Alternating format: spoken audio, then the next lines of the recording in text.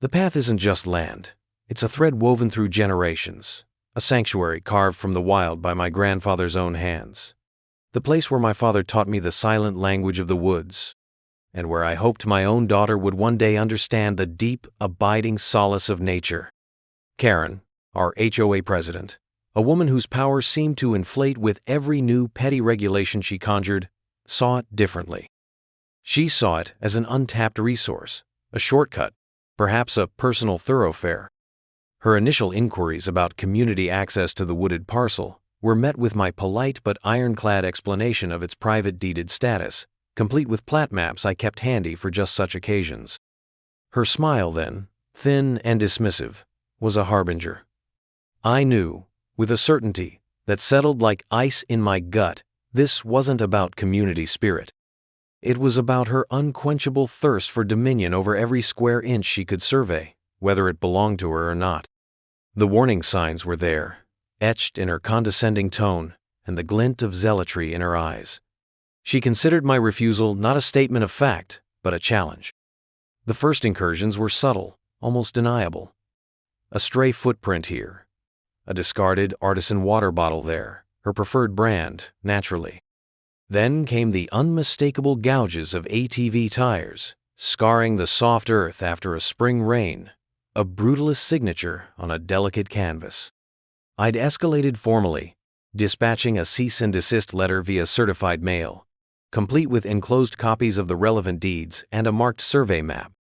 Her response, a breezy email forwarded through the HOA's generic account, mentioned something about ensuring visual continuity of perimeter green spaces and an obscure, likely fabricated bylaw. The sheer audacity of it was a physical blow. She wasn't just ignoring legal boundaries. She was attempting to gaslight me into believing they didn't exist.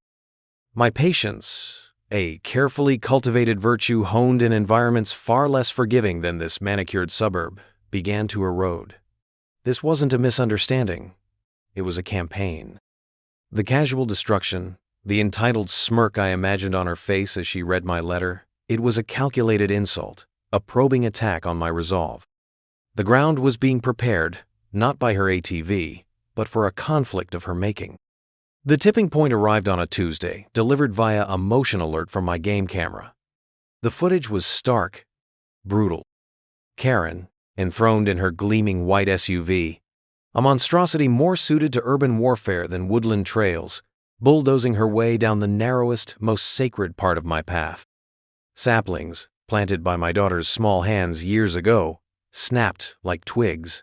The ancient mossy log where we'd watch for deer, splintered and askew. Her face, visible through the windshield, wore an expression of smug triumph. This wasn't negligence. It was a deliberate act of vandalism, a personal affront delivered with the crushing weight of 2 tons of steel. The cold fury that had been simmering within me solidified, hardening into something sharp and purposeful. She hadn't just crossed a line on a surveyor's map.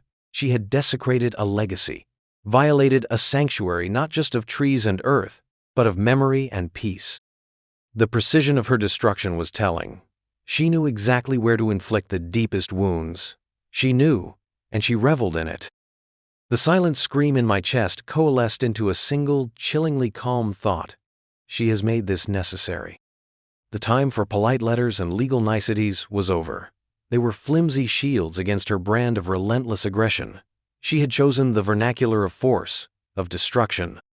Therefore, the response would be delivered in a language she understood. My mind, a place where tactical planning had once been a daily exercise, began to churn. Objective: cessation of trespass and disablement of the offending instrument. Constraints: no physical harm to the operator, maximum psychological impact. Plausible deniability if possible, though the sheer righteousness of the cause made that a secondary concern. I retrieved a dusty metal case from the back of the workshop, its contents a relic from a past life, where problem-solving often involved more direct applications of physics. My old friend Badger, a former signals intelligence guru with a penchant for creative engineering and an encyclopedic knowledge of things best left uncatalogued, had once demonstrated certain anti-vermin devices designed for agricultural applications. His knowing wink at the time now seemed prescient. The specifications were clear in my mind. Low profile, high efficacy, designed to puncture, not to shred catastrophically. This wouldn't be a crude trap. It would be a surgical intervention. The path had been violated. Balance would be restored. Under the cloak of a new moon, I moved with the practiced silence of a predator. The familiar weight of the canvas bag, filled with carefully wrapped steel arguments, felt like an extension of my will. Each placement was deliberate, a calculated point on a grid only I could see. I used the ruts her SUV had already carved as natural channels, nestling the devices just beneath the disturbed soil, camouflaging them with leaf litter and shadow. My hands, steady and precise, worked with an economy of motion. This wasn't an act of rage, not anymore. The rage had burned away, leaving behind a cold, hard resolve. This was a reassertion of order, a physical manifestation of a boundary she had repeatedly ignored. Each spike settled into the earth was a period at the end of a sentence she refused to comprehend. The night air was still, the woods holding their breath. I was an agent of the land itself, executing a long overdue eviction notice. Step 1. Site reconnaissance. Step 2. Hazard deployment. Step 3. Tactical withdrawal. The forest would bear witness, its silence a form of consent. Or perhaps it simply didn't care. My purpose, however, was clear and unyielding. The wait was brief, her arrogance a reliable predictor of her actions. I wasn't physically present for the denouement. A strategically repositioned game camera served as my eyes. The notification pinged my phone with an almost polite chime. Motion detected. Sector Alpha. I tapped the live feed. Her white SUV, a gleaming insult against the green, nosed around the familiar bend. There was a slight, almost imperceptible lift of the front passenger side wheel, then a more pronounced jolt on the driver's side. The vehicle bucked, then settled, listing heavily. The rhythmic whump whump whump of rapidly deflating tires was a symphony of consequence, audible even through the camera's tiny microphone. She emerged, her face a canvas of disbelief swiftly painted over with strokes of apoplectic rage. One tire, then two, then all four sagged, defeated. Her pristine chariot, immobilized, a monument to its owner's hubris, stranded on my land. A grim satisfaction settled over me. The message, I suspected, had been received with undeniable clarity. The surgical strike was complete. The path had begun to reclaim its sovereignty. Her ensuing meltdown was operatic. Calls to the HOA security patrol, a retired mall cop with a golf cart, then to the sheriff's department, painting me as a menace to suburban tranquility. Deputy Rodriguez, a young officer whose weary expression suggested he'd drawn the short straw, arrived an hour later. I was on my porch, calmly reviewing easement case law, a half-empty cup of coffee beside me. "Ma'am," he began, "we received a call. A vehicle disabled, on the path behind your property." I raised an eyebrow. "Path? You mean my private, clearly posted hunting land, deputy? The one Mrs. Henderson seems to believe is a public thoroughfare?" I produced the survey, the deeds, the copies of unanswered cease and desist letters. She was trespassing, deputy. Again. Any damage sustained to her vehicle while engaged in an unlawful activity on my property is, I believe, a matter for her and her insurance company. He glanced towards the tree line, where the white whale of her SUV was still visible.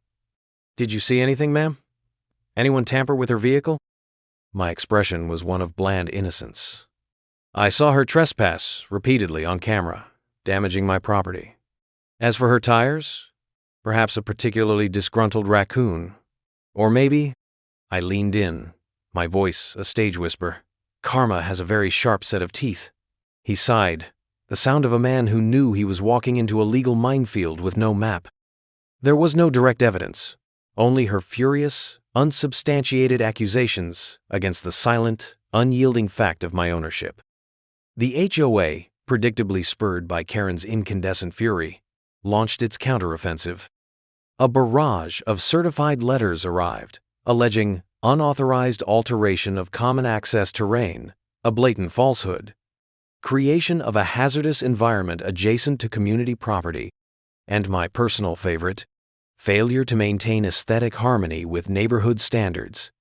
Each missive was met by a meticulously drafted response from my counsel, Evelyn Reed, a retired Marine Judge Advocate General whose demeanor combined the charm of a viper with the tenacity of a bulldog.